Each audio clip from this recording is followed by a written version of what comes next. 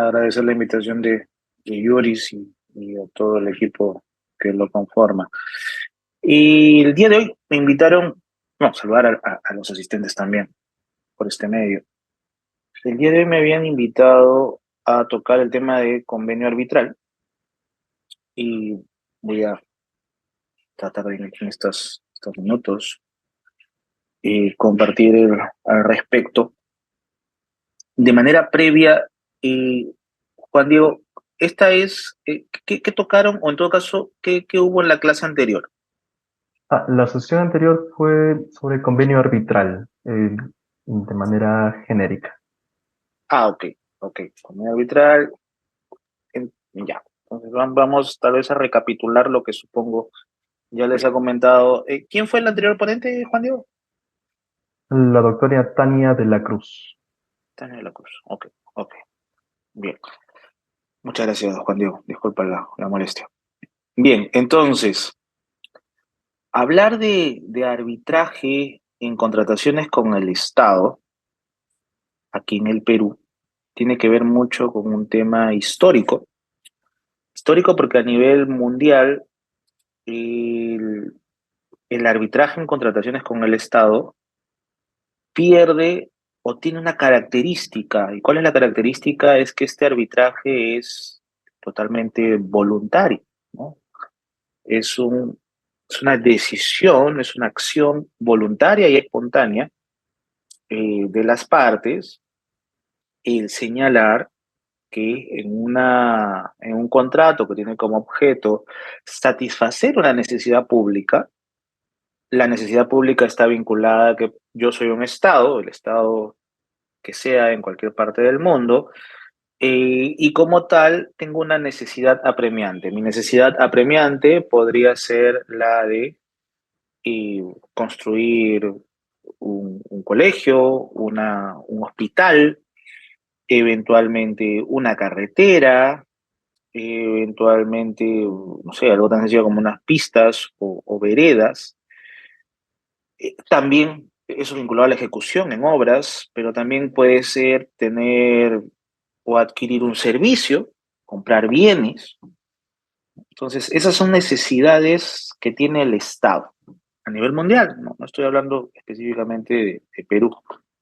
Entonces, para poder contratar o poder satisfacer esa necesidad es necesario contratar con privados. Y ahí viene lo que contractualmente se conoce como que el Estado deja de ser Estado, ¿no?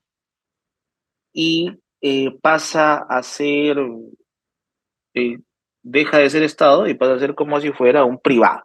Entonces, y deja de ser un privado, ¿por qué?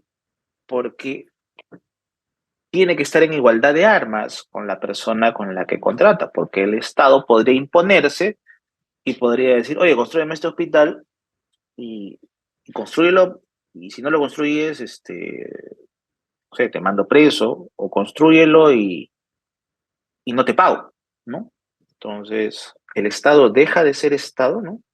Todo lo que implica ser Estado, y pasa a ser como si fuera un privado más. Y contrata y satisface una necesidad pública.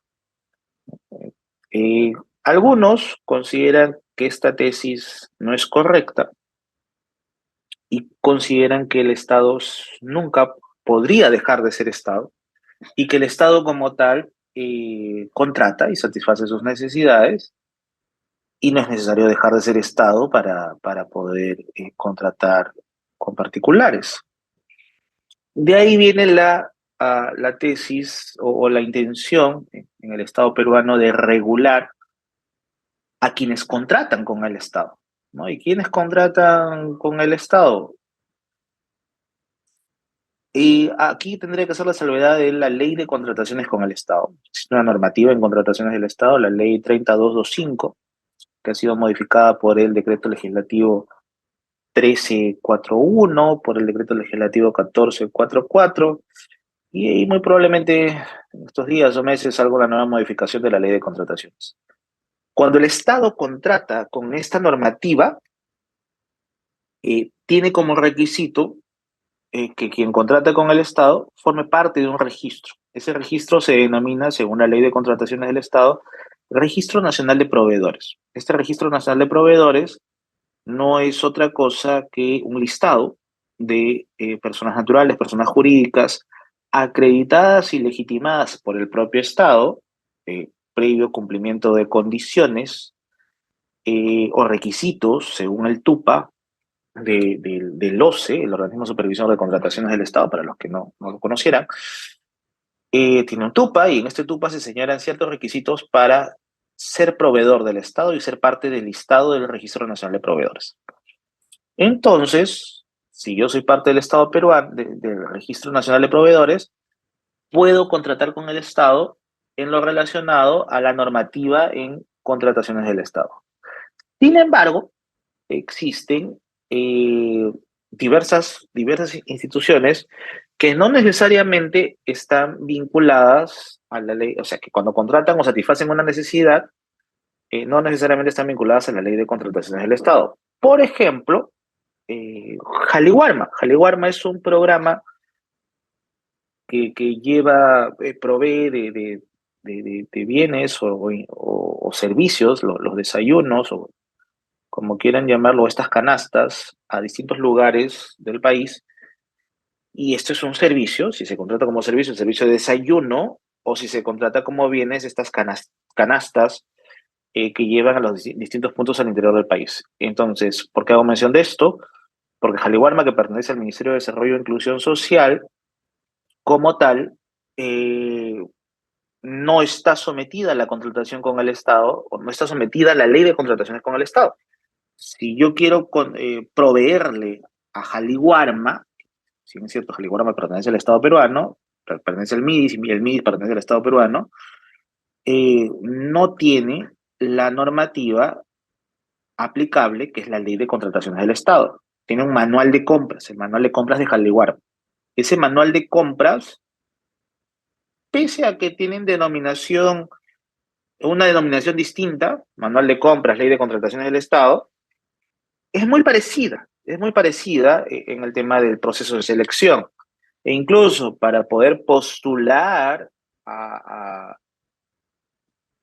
a proveerle a Jaliwarma, en el puntaje que le otorgan, si yo soy parte del RNP, como postulante, me dan un puntaje adicional. O sea, no es requisito para postular a proveerle a Jaliwarma el servicio de desayunos o de canastas, estar en el RNP. No, no es requisito, porque es una normativa aparte. Sin embargo, si tengo el RNP, tengo un puntaje adicional, ¿no? Entonces, de alguna manera, tendenciosamente, la normativa o el manual de compras nos lleva a decir, oye, entonces debería cumplir con los requisitos también que me pide el RNP. Sí, eso por un lado.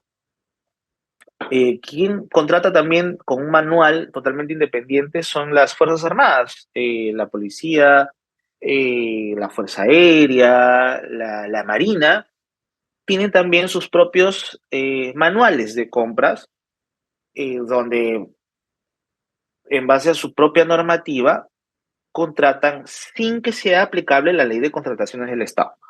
Entonces, ¿por qué hago esta precisión? Porque pareciera que cuando se habla de contrataciones del Estado, todo gira en relación a la ley de contrataciones del Estado. Sin embargo, lo que trato de trasladarles o les traslado con estos ejemplos es que no siempre cuando hablamos de la satisfacción de una necesidad pública, que más bien está vinculada a las contrataciones públicas, no necesariamente nos remitimos o tendríamos que referirnos solamente a la ley de contrataciones del Estado.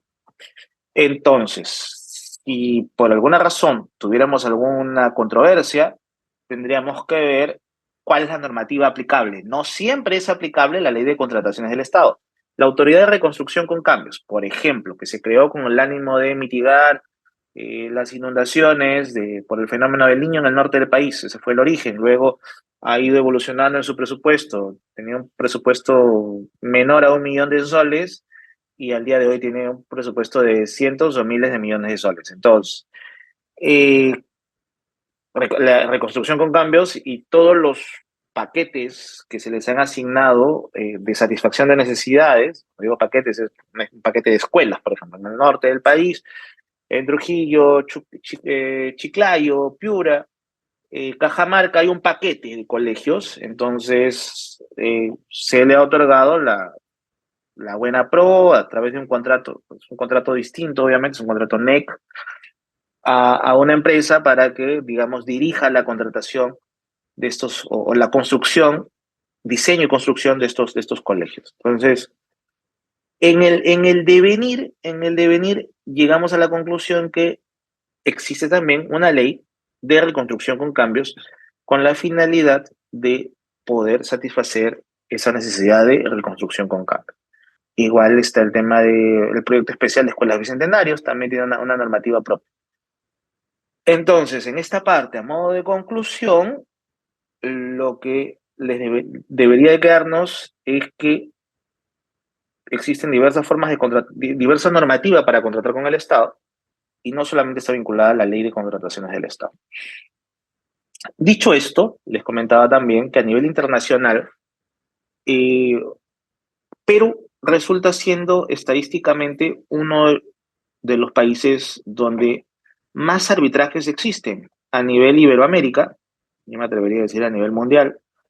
A nivel de Iberoamérica es el país donde más arbitrajes existen. Entonces la pregunta sería, lo que pasa es que Perú es muy conflictivo, tal vez podría ser una primera estadística. Y no necesariamente es que sea muy conflictivo el Perú. El, el punto es que hay un antecedente, previo a los antecedentes que vamos a ver sobre convenio arbitral en sí. El antecedente es que en Perú tenemos al arbitraje regulado constitucionalmente. El artículo 139 de la Constitución, ustedes lo deben saber, lo deben haber visto en la clase pasada, señala de forma expresa que quienes ejercen jurisdicción, y ahí me tomo la molestia de hacer la pausa y preguntarles qué entienden por jurisdicción, qué entenderían por jurisdicción.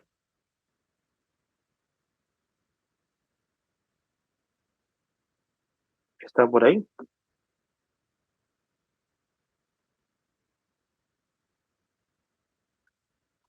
No se peleen, uno por uno.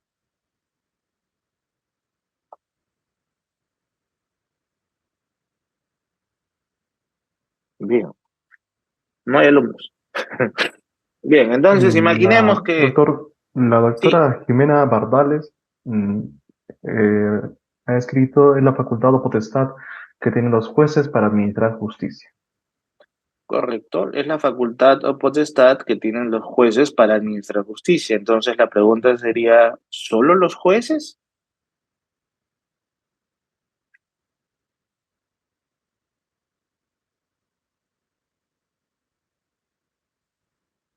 están autorizados para abrir su audio, Juan Diego, o no? Buenas noches, Sí, doctor. ¿me Sí, pueden escuchar?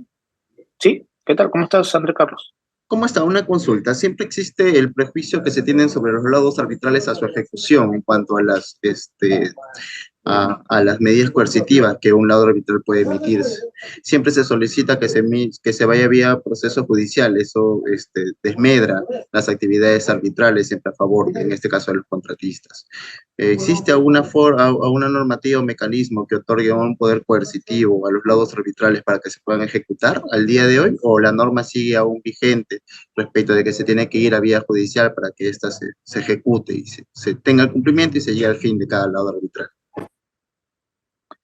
Estimado André, yo te agradezco la pregunta, pero trataba de interactuar con los alumnos en una línea del tiempo programada en base al tema que se me ha otorgado.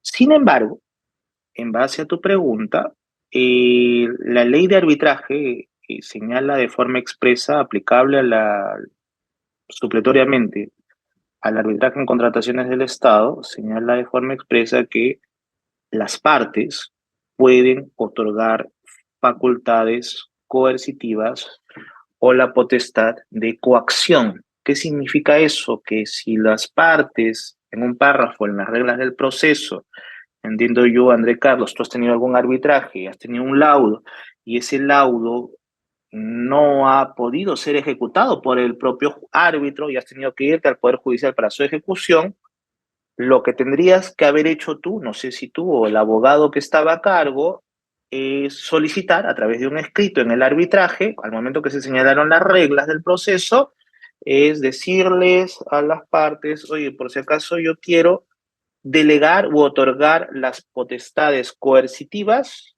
y de coacción al árbitro, si fuera un árbitro único, o al tribunal arbitral colegiado, con la finalidad que no pase lo que acaba de mencionar su compañero André Carlos y que tenga que irse al Poder Judicial para que resuelva la controversia. Si su contraparte expresa de forma espontánea y dice, ok, yo estoy de acuerdo en que eso suceda, ojo, en el momento de las reglas, en donde se fijan las reglas del proceso, automáticamente tu tribunal arbitral estaría legitimado para eh, ejecutar sus propios laudos, ¿no? Y tomando lo que mencionaba su compañero, y siguiendo la línea del caso o la Ya, pregunta que hace.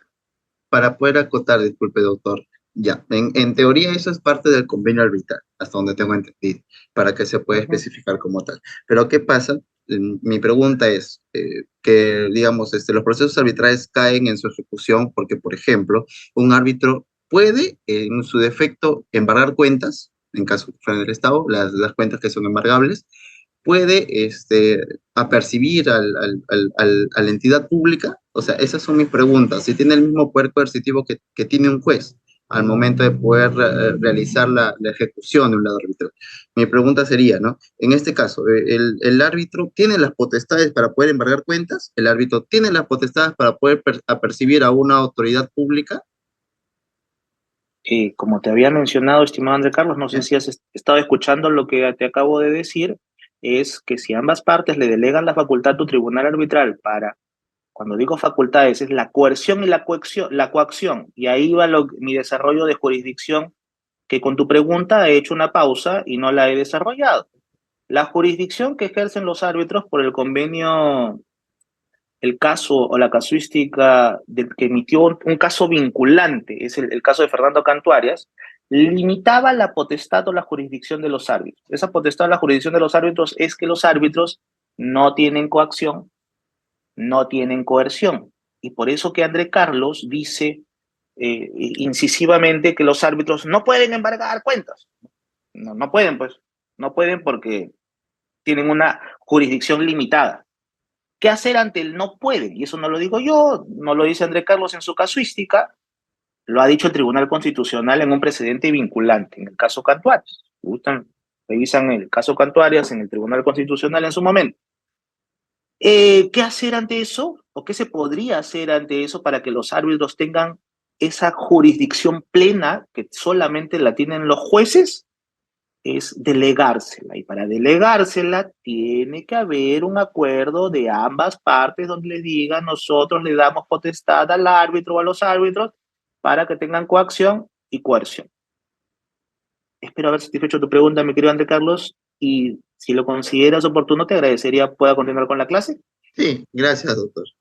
Ok, gracias. Entonces, el, la jurisdicción plena que tienen los jueces es que tienen la coacción, la coerción, ¿no? Es esa potestad para administrar justicia, trae como consecuencia que puedan hacer todo los jueces. Sin embargo, el artículo 139 de la Constitución no solamente señala que son los jueces quienes tienen esa potestad para administrar justicia, sino también son los jueces militares. Existe una justicia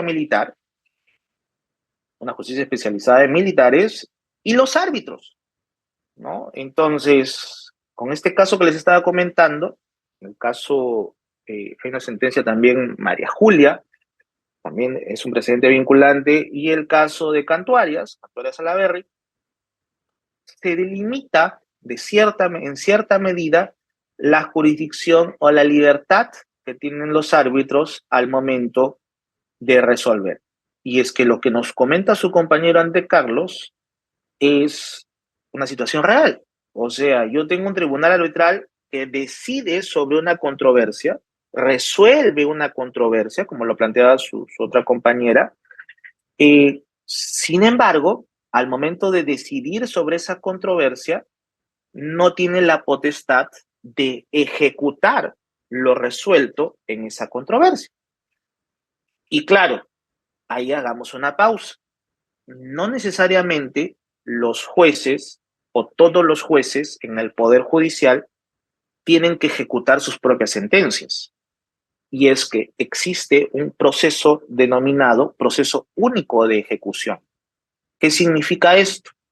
Que en el proceso único de ejecución, recuerdo que con el decreto legislativo 1069, antes existían los títulos de ejecución, los títulos ejecutivos, eh, y con estos títulos, incluidos en su momento los laudos, las actas de conciliación de acuerdo, las sentencias, las propias sentencias, los títulos en general, los títulos valores, una letra de cambio, un pagaré, unos eran títulos de ejecución, otros eran títulos ejecutivos.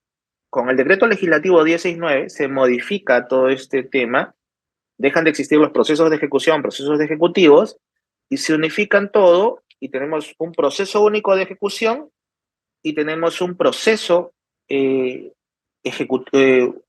solo título ejecutivo. Entonces, va a depender de qué etapa y va a depender, estamos hablando de, hay muchas variables, pero va a depender de cuál sería el caso en el que estemos, pero existe un juzgado o un proceso denominado proceso único de ejecución que su labor es única y exclusiva de ejecutar. Si hablamos de un laudo, lo resuelto por un tribunal arbitral. Si hablamos de una sentencia, lo resuelto por un juez, ¿no? Entonces, por eso me hacía la pausa y no necesariamente todos los jueces al momento de emitir sus sentencias son ellos mismos los que dicen ejecútese la sentencia. Puede que sí, pero podría haber casos que no.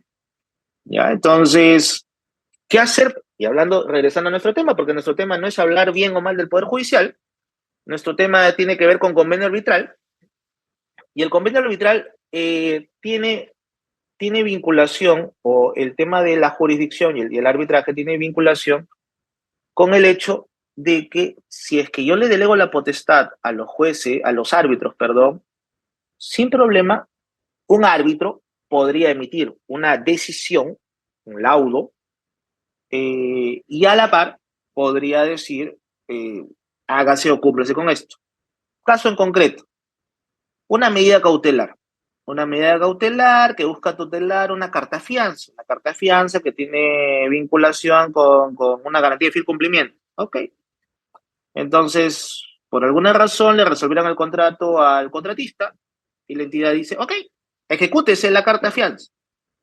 Entonces, el tribunal arbitral tendría o tiene potestad para decir que no se ejecute esa carta fianza, en tanto el tribunal arbitral evalúe las condiciones y diga, cumpla con la normativa, se ha modificado actualmente, correcto el traslado a la medida cautelar, den la fianza, den la garantía, y si es que hay razones para declararla fundada, se declara fundada. Si es que no, simplemente se declara improcedente o infundada. Entonces, en ese supuesto, en ese caso, un tribunal arbitral, si es que fuera fundada ese pedido, si fuera fundado ese pedido, sí podría decirle a una entidad financiera, no ejecutes la carta fianza hasta que este tribunal arbitral se pronuncie en el fondo en, en un laudo, ¿no? Entonces, ¿de qué se puede hacer? Sí,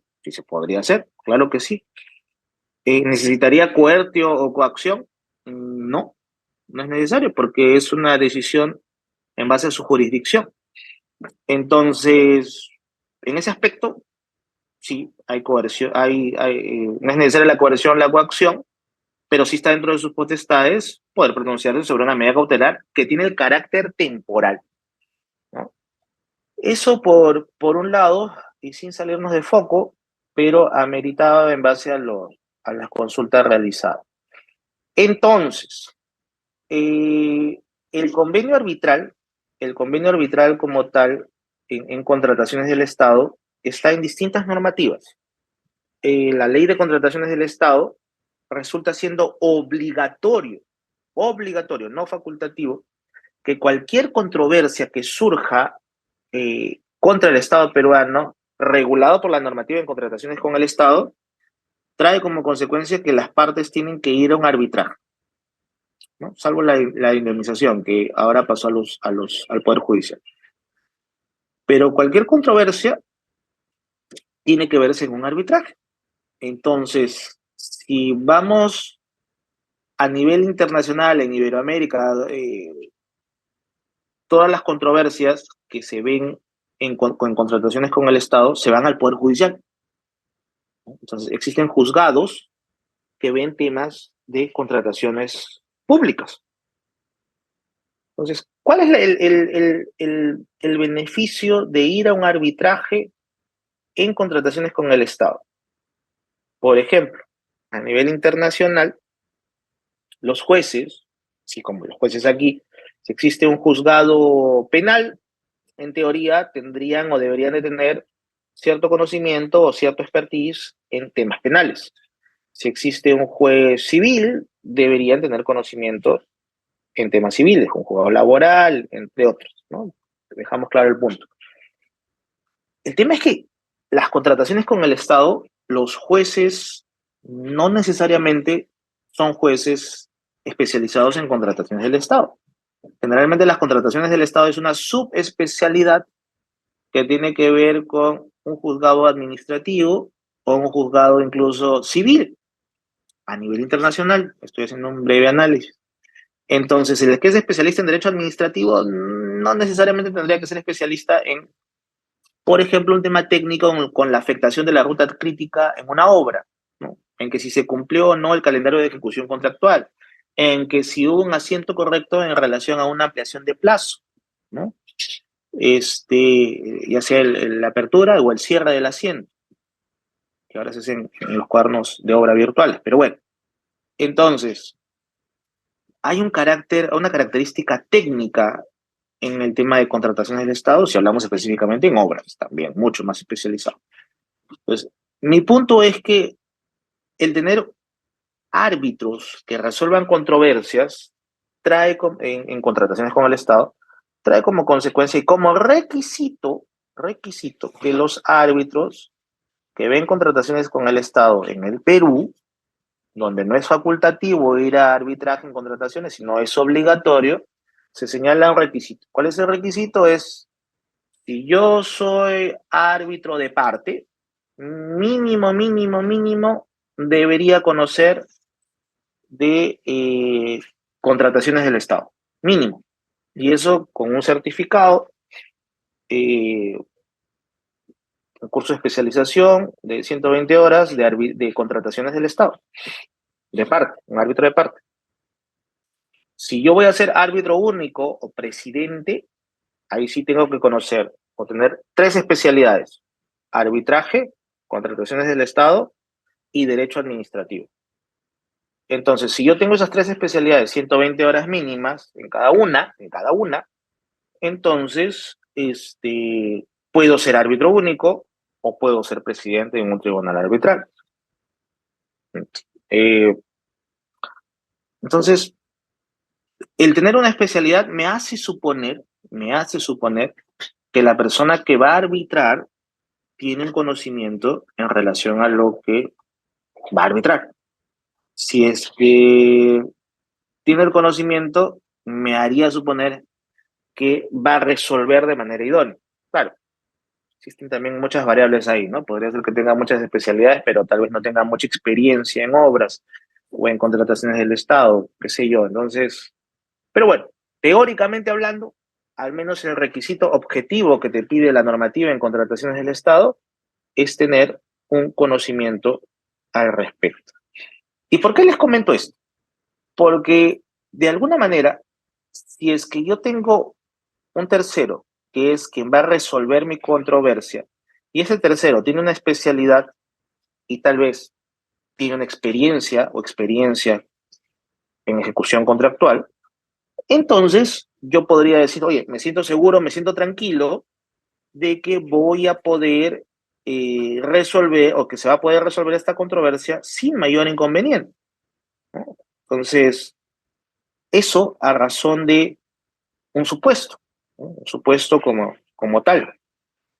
Ahora, la idea es que al momento que partes pueden presentar sus pretensiones a través de una demanda, una contestación, una reconvención, hay un análisis real y objetivo, ¿no? Porque a veces pasa que muchos tribunales arbitrales dicen, ok, mira, yo soy abogado, yo no soy ingeniero, que sea un perito el que resuelva el tema, ¿no? Entonces, invitan un perito, hacen una pericia de oficio o una pericia de parte, o presentan una pericia de parte, y como que lo que diga el perito, eso va a ser. Entonces, yo creo que la pericia es una prueba más y tendría que analizarse de manera profunda. Entonces, a modo de antecedentes, ahora sí del, del convenio arbitral, porque es lo que nos toca, es antes existía lo que se conocía como cláusulas compromisorias. O sea, no existía el convenio arbitral como tal, no existía mucho menos esto que estamos comentando, que la ley de contrataciones del Estado obliga a las partes a ir a un arbitraje y que en el mundo dicen, oye, ¿cuántos arbitrajes hay en Perú? ¿Qué conflictivos son en contrataciones del Estado? No es eso, sino que vamos de manera obligatoria. También el mundo es de manera facultativa, de manera voluntaria, espontánea, e incluso tienen estos candados y los jueces, o los árbitros, perdón, no tienen esa jurisdicción que sí tenemos o tienen los árbitros aquí en Perú. Entonces, esta cláusula compromisoria era como que una previa, ¿no? Era como que las partes, al momento de celebrar un contrato, se comprometían, por así decirlo, o señalaban que si es que surge una controversia, iban a ir al arbitraje. Pero eso no era suficiente.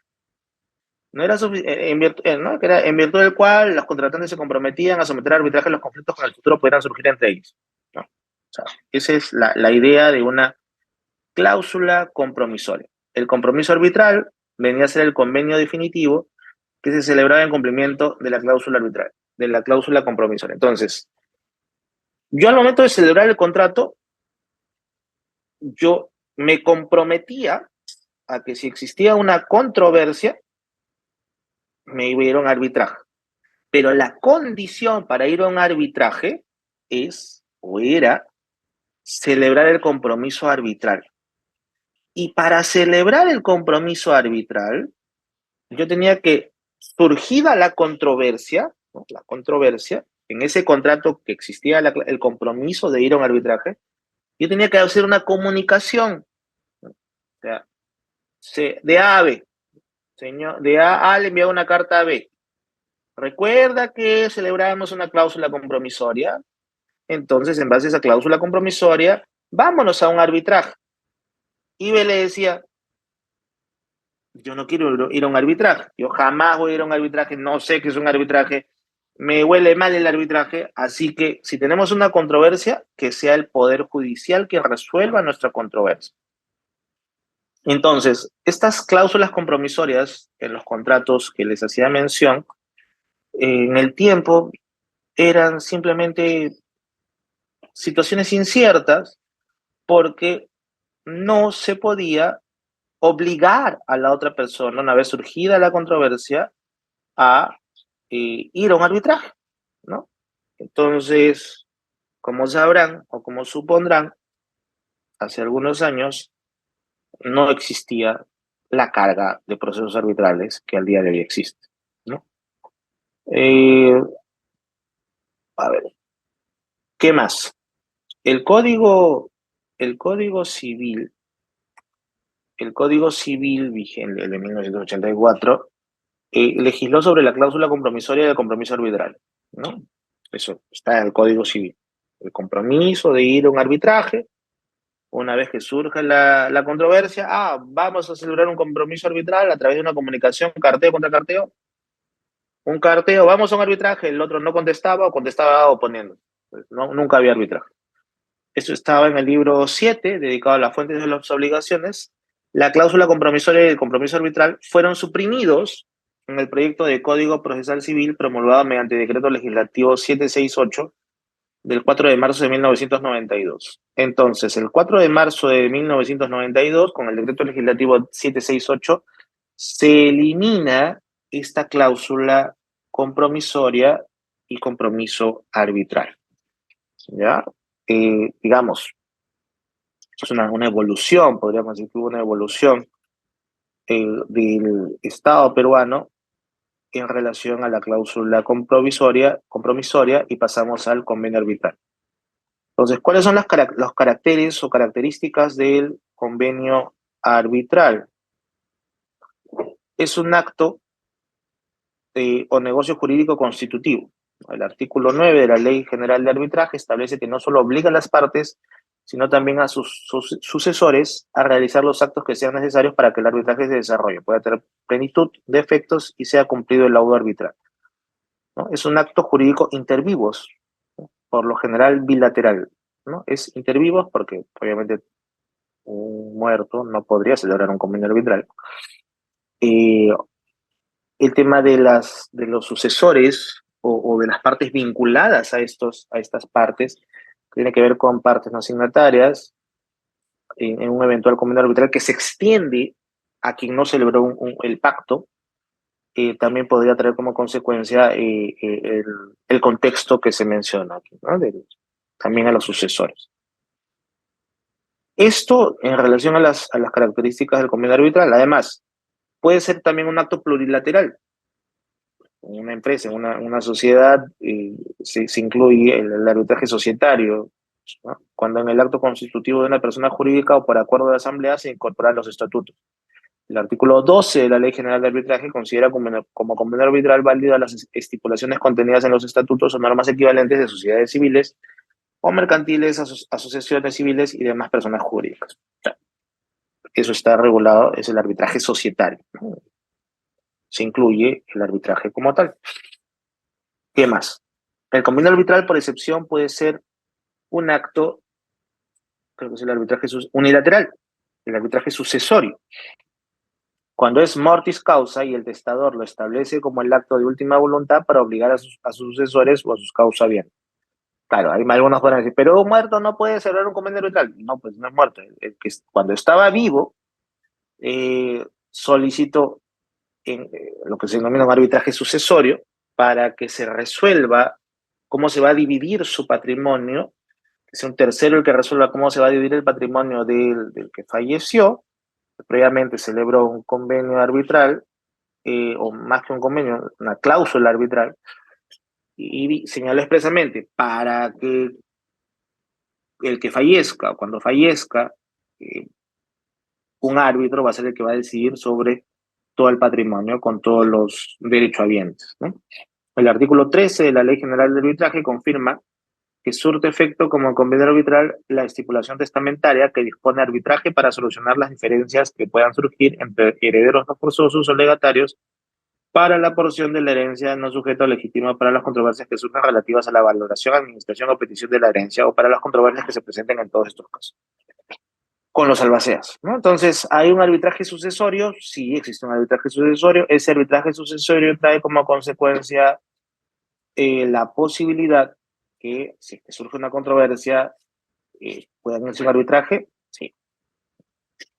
Ahora, ¿cuáles son los elementos esenciales de un arbitraje? Y los elementos esenciales de un arbitraje es, primero, la voluntad de las partes para acudir a un arbitraje, ¿no? Tiene que ser un acto voluntario. Aquí podríamos colocar entre paréntesis, salvo que se trate de una imposición legislativa. Con lo que ya les había comentado, la imposición legislativa es que en contrataciones con el Estado, y yo me atrevería a decir en contratación pública, cuando surge una controversia, la ley, la normativa en contratación pública, o sea, toda la normativa en contrataciones con el Estado, te obliga a ir a un arbitraje. Entonces, en ese caso, la voluntad, la voluntariedad y la espontaneidad deja de existir, porque tenemos una ley que me obliga a ir a un arbitraje. Ya no es un acto voluntario, deja de ser un acto voluntario para que por una imposición normativa nos vamos a un arbitraje. Generalmente, el arbitraje es voluntario. Tipo de arbitraje. Existen distintos tipos de arbitraje y formas de clasificar el arbitraje. Por ejemplo, en relación a la institución arbitral, un tipo de arbitraje a clasificar podría ser los arbitrajes ad hoc y los arbitrajes institucionales. ¿Qué son los arbitrajes institucionales?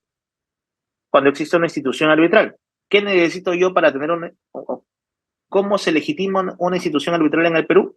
Una personería jurídica inscrita en registros públicos como tal, que tenga como fines objetivos promover la cultura de paz a través del arbitraje. Entonces, se inscribe y como tal tengo un arbitraje, una institución arbitral, perdón. Entonces, esa institución arbitral, hoy muy conocidas como el Centro de Arbitraje Católica, el Centro de Arbitraje del Colegio de Ingenieros, el de la Cámara de Comercio de Lima, entre otras cámaras de comercio, podría traer, son instituciones arbitrales, y estas instituciones arbitrales, como el Centro de Arbitraje Arbitra Perú, del Ministerio de Justicia, son instituciones arbitrales existentes y tienen la clasificación o la característica de ser institucionales. En cambio, los arbitrajes ad hoc no existe una institución como tal. El propio tribunal arbitral que se constituye designa a un secretario, y ese secretario es quien ejerce el rol de secretario, es el que notifica o el personal que delegue, él es el que envía las resoluciones, no tienen la institucionalidad. Al día de hoy, como a modo de comentario, en la normativa en contrataciones con el Estado, los arbitrajes ad hoc, digamos, están limitados a contratos que tengan como monto máximo, el monto del contrato, hasta 5 millones. O sea, si tengo un contrato de hasta 5 millones, podría señalarse que va a ser un arbitraje ad hoc. Contrario sensu, si tengo un contrato mayor a 5 millones, tiene que ser sí o sí un arbitraje institucional, aún no se haya colocado la institución arbitral, ¿no? Porque yo tengo un contrato de 6 millones, por ejemplo.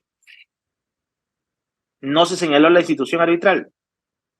Entonces, es una cláusula patológica, pero la propia normativa en contrataciones del Estado señala que debería de ir a cualquier institución arbitral en el mercado, ¿no? Jimena Bardales nos pregunta o comenta, entonces las instituciones arbitrales están mejor ordenadas que los arbitrajes ad hoc. Tengo entendido que los árbitros ad hoc cuestan menos por ellos que por ellos que son requeridos. O sea, más que cuesten menos o cuesten más, va por un tema de satisfacción de necesidad y la propia normativa, estimada Jimena, en relación a que si es un contrato mayor a 5 millones, así un arbitraje ad hoc cueste menos, la ley te obliga a ir a una institución arbitral. Si hablamos de un contrato menor a 5 millones, puedes ir a un arbitraje ad hoc en tanto no se haya señalado de forma expresa en el convenio arbitral que las partes se someten a una institución arbitral. Yo podría tener un contrato de 500.000 soles, pero las partes se sometieron al centro de arbitraje de la Cámara de Comercio de Lima. Y aún si los arbitrajes ad hoc sean más baratos, las partes acordaron ir a una institución arbitral denominada Centro de Arbitraje de la Cámara de Comercio de Lima. Solo como nota, entiendo lo que planteas. Por un tema de costos, antes, hace mucho tiempo, la institucionalidad traía como consecuencia, no sé si costos más altos, pero los costos se señalan al día de hoy en los tarifarios de cada institución arbitral. Por ejemplo, tú entras, ¿cuánto me va a costar un arbitraje en el centro de arbitraje del Colegio de Ingenieros Consejo Departamental Lima? Ingresas a la página, centro de arbitraje del Colegio de Ingenieros, y automáticamente te va a botar un tarifario. Centro de arbitraje Cámara de Comercio de Lima, un tarifario, creo que incluso tienen una calculadora. Entonces, tú haces un comparativo de si es que fuera una cláusula institucional libre, que puedes elegir cualquiera de estas instituciones, tú podrías hacer un costo-beneficio, cuál es la más barata, la más accesible, y luego viene una variable, el tema de los árbitros ahí, pero si hablamos de tarifas, ¿cuál sería la más accesible? Entonces, escoges la institución arbitral más accesible, ¿no? Si es que has escogido una institución arbitral en el convenio arbitral sería, no sé, la más cara, no podrías variar, ¿no? Ahora, ¿qué más dice? Claro, en las páginas se establecen las tarifas, en eso sí son transparentes, a diferencia de los árbitros ad hoc, que ellos ponen su tarifa de acuerdo a lo que ellos consideren. Bueno, Existe una directiva, la directiva del OCE. La directiva del OCE señala de forma expresa o regula los honorarios en los arbitrajes ad hoc. Ojo, vale hacer la precisión que cuando se instala en los arbitrajes ad hoc, y ahora hay muy pocos arbitrajes ad hoc, pero el OCE sigue teniendo la dirección de arbitraje administrativa, la dirección de arbitraje administrativo, y todo arbitraje ad hoc que se instala en el país debe de instalarse en el OCE. Y en el OCE se señala de forma expresa a través de la directiva que ellos tienen, la directiva del OCE, a razón de la solicitud de arbitraje. Por ejemplo, yo solicito que se deje sin efecto la resolución de contrato. Yo solicito que se me otorgue la ampliación de plazo. Yo solicito que se deje sin efecto la resolución que rechaza mi ampliación de plazo. Entonces, son pretensiones en una solicitud de arbitraje. Esa solicitud de arbitraje que se traslada a la otra parte, siendo un arbitraje ad hoc, en mi ejemplo, debería haber tenido una respuesta de arbitraje. Con la respuesta de arbitraje, ambas partes o la parte interesada solicita al OCE la instalación. Esa instalación va a traer como consecuencia que se fijen las reglas del proceso. Esas reglas del proceso van a señalar en uno de sus acápites o subcapítulos los honorarios. Y los honorarios van a estar basados en la tabla de honorarios aprobada o la directiva que tiene que ver con la regulación de honorarios arbitrales en los arbitrajes ad hoc. Entonces, hace muchos años, cuando no existía esta directiva, sí había cierta libertad, por así decirlo, en los arbitrajes ad hoc, de liquidar o reliquidar honorarios. Pero al día de hoy, con el OCE, con esta directiva del OCE, de alguna manera se regula. Pero igual, gracias por los aportes a, a Jimena. Y entonces, arbitrajes ad hoc, arbitrajes institucionales. Otra forma de clasificarlos, por ejemplo, es un tipo de arbitraje compuesto por un árbitro único o un tribunal arbitral compuesto por árbitro único o un tribunal arbitral compuesto por un colegiado. Entonces, un tribunal arbitral por árbitro único será un árbitro único. Para que sea un árbitro único es que las partes, por regla general, si no lo pactaron, se entiende que es un árbitro único. Para que las partes se pongan de acuerdo en un árbitro único, tal vez podría ser algo complejo. Sin embargo, existe la posibilidad de que las partes convengan y digan, yo quiero que quien sea nuestro árbitro único sea la doctora Jimena Bardas, sin problema, ¿no? Entonces, si ambas partes están de acuerdo en una comunicación, yo propongo a Jimena Bardales como árbitro único y la otra parte dice, yo estoy de acuerdo en que Jimena Bardales sea el árbitro único, automáticamente Jimena Bardales es el árbitro o la árbitro único, ¿ya? Generalmente uno propone al árbitro único y la otra parte no está de acuerdo, entonces generalmente, no es una regla, pero generalmente existe la posibilidad de constituir un tribunal arbitral colegiado, ¿no? Es que yo designo a mi árbitro, la otra parte designa a su árbitro, los dos árbitros designan a un presidente. Entonces, ahí se constituye un tribunal arbitral colegiado, compuesto por 3 árbitros. ¿Ya? Eso como variable en relación a los tipos o clasificaciones de arbitraje. En caso sea institucional, se debe señalar la institución arbitral, obviamente, ya lo hemos comentado. En cuanto al número de árbitros, debe precisarse si es un árbitro único o es un colegiado. En relación a la normativa aplicable, eso en su momento hubo mucha discusión al respecto porque se aplicaba la ley, se pretendía aplicar el Código Civil a la normativa en contrataciones del Estado, a controversias vinculadas a contrataciones del Estado.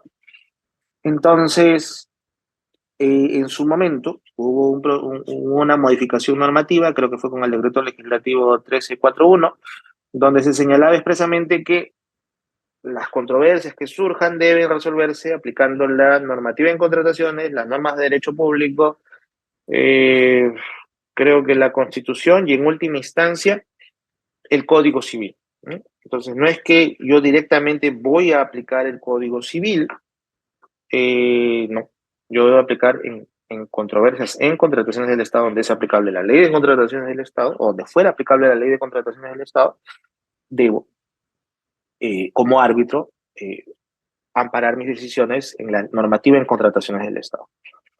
Ahora, los alcances de las controversias contempladas es claro, obviamente, hasta qué punto yo tengo libertad. Hay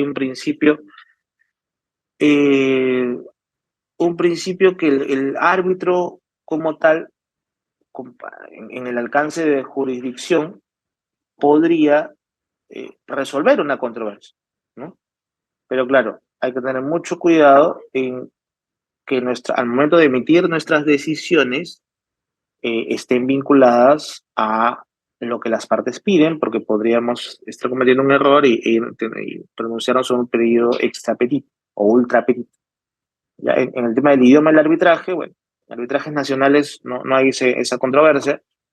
Podría pasar que en los arbitrajes internacionales exista la necesidad que el arbitraje sea llevado en inglés, en japonés, en alemán, ¿no? Entonces, sí, sería interesante precisar el tema del idioma del arbitraje. La Ley General de Arbitraje le prescribe como una forma ad solemnitatem, ¿no? O sea, el convenio arbitral debe señalarse de forma expresa.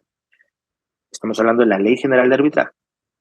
¿Ya? El artículo 10 dispone que el convenio arbitral debe celebrarse por escrito, bajo sanción de nulidad. El tema de por escrito eh,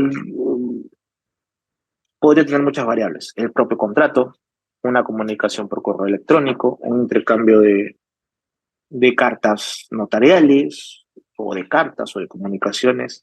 Incluso hoy en el ciberespacio se habla del WhatsApp, unas comunicaciones virtuales donde ambas partes expresen de forma voluntaria y espontánea que se someten a la vía arbitral y renuncian al monopolio de la administración de justicia, que es en un contexto que no tiene nada que ver con la ley de contrataciones, estamos haciendo un análisis en general, y renunciaran eventualmente a la administración de justicia en el Poder Judicial.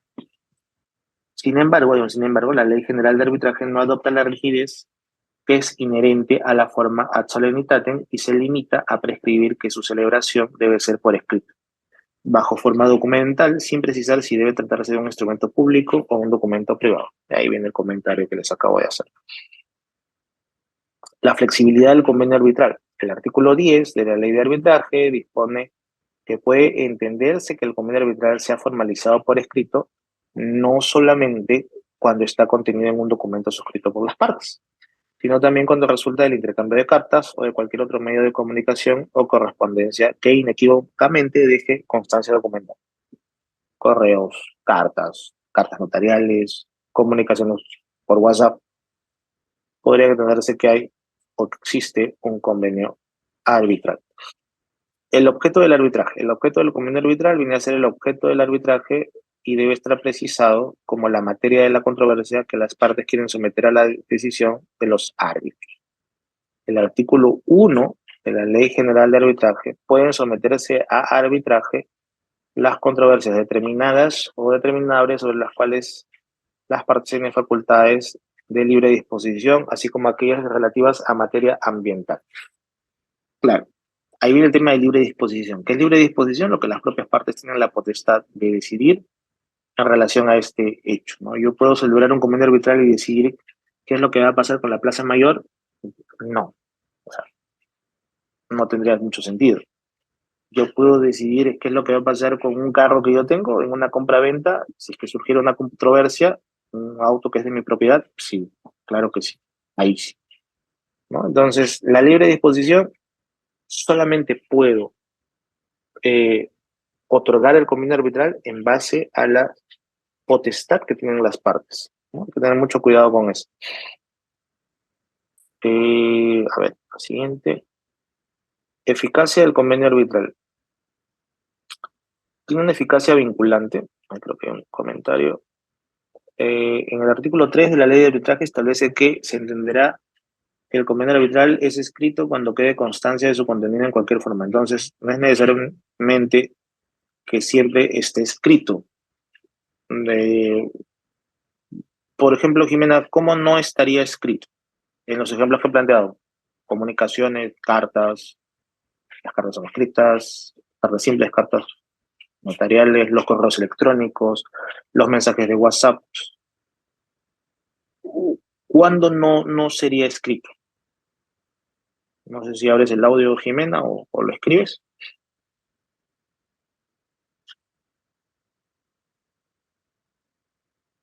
Ok, solo está fallando. O sea, escrito se debería entender como todas estas formas que he señalado. Si hubiera otra forma escrita de comunicación, también, bienvenido. No se me ocurre una forma no escrita para que haya una comunicación. Tal vez un audio, si nos ponemos creativos, un audio de WhatsApp. ¿Quieres ir a un arbitraje? La otra parte. Bien, te mando otro audio. Estoy de acuerdo en ir a un arbitraje. Entonces, por ahí, tal vez. Eh, Podría ser una forma de dejar constancia. ¿Ya? El artículo 99 de las disposiciones del arbitraje internacional, si las partes dentro de un proceso judicial formalizan un convenio arbitral, el órgano de la jurisdicción ordinaria no puede objetar, salvo que la materia de la controversia sea de competencia exclusiva de la jurisdicción ordinaria o que viole el orden público internacional. Eh, Esto a razón de que en su momento, a modo de casuística a nivel internacional, cuando existía la posibilidad de ir a un arbitraje, los jueces decían: tú, tribunal arbitral, no eres competente, yo me voy a pronunciar sobre esta controversia.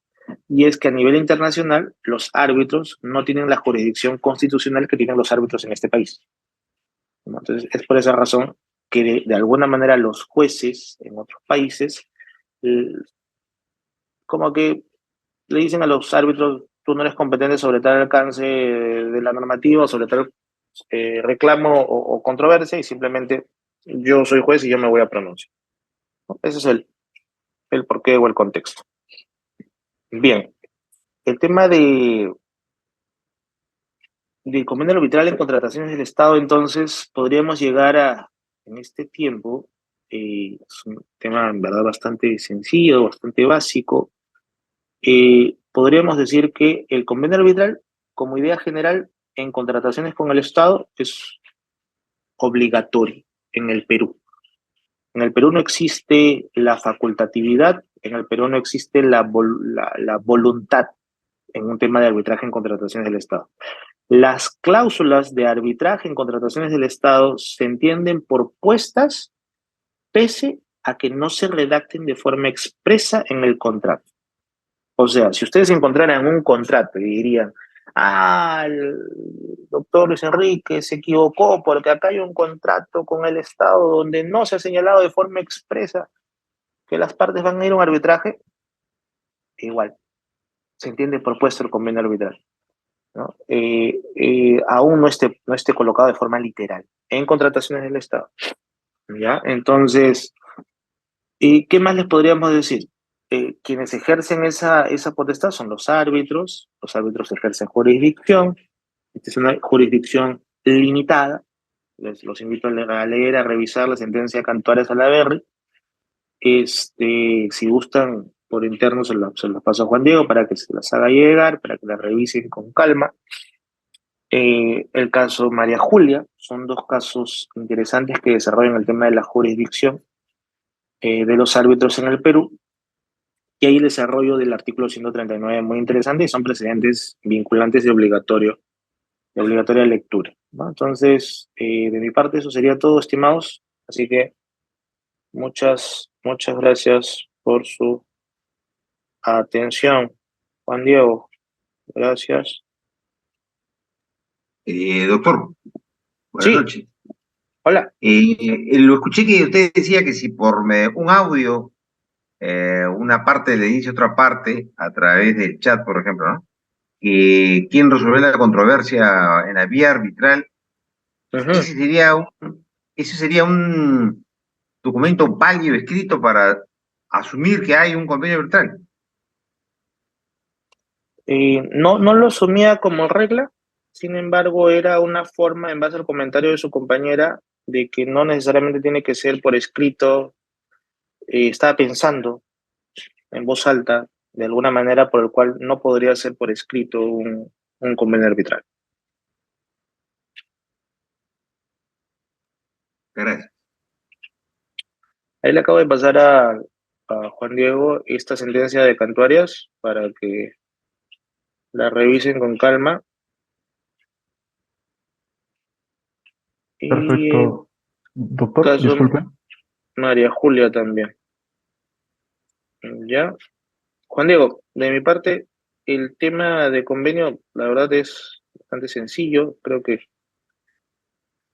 complementando estas dos resoluciones que te estoy pasando, eso sería todo de mi parte, estimado. Nuevamente agradecerte por la invitación. Perfecto. Doctor, disculpe, hay una pregunta adicional, doctor Jaime Checa. Doctor Jaime, por favor. No, ya la formulé, muy amable, ya la absolvió el doctor, gracias. Está su mano levantada entonces, doctor. Perfecto, muchas Sí. gracias, doctor. Bien, conforme a lo mencionado, doctor, en ese sentido, y en nombre de Juris.p, agradecemos que haya podido aceptar nuestra invitación y, por supuesto, le agradecemos en nombre de Juris.p y de todos los asistentes y le extendemos, por supuesto, una gran conformidad por esta presentación al doctor Luis Enrique Ames Peralta en esta sesión de convenio arbitral en el arbitraje en las contrataciones del Estado. Es un gusto, doctor, poder apreciar su sesión. Muchísimas gracias. Gracias. Gracias a ti, Juan Diego. Un gusto. Hasta Chau, luego. chau.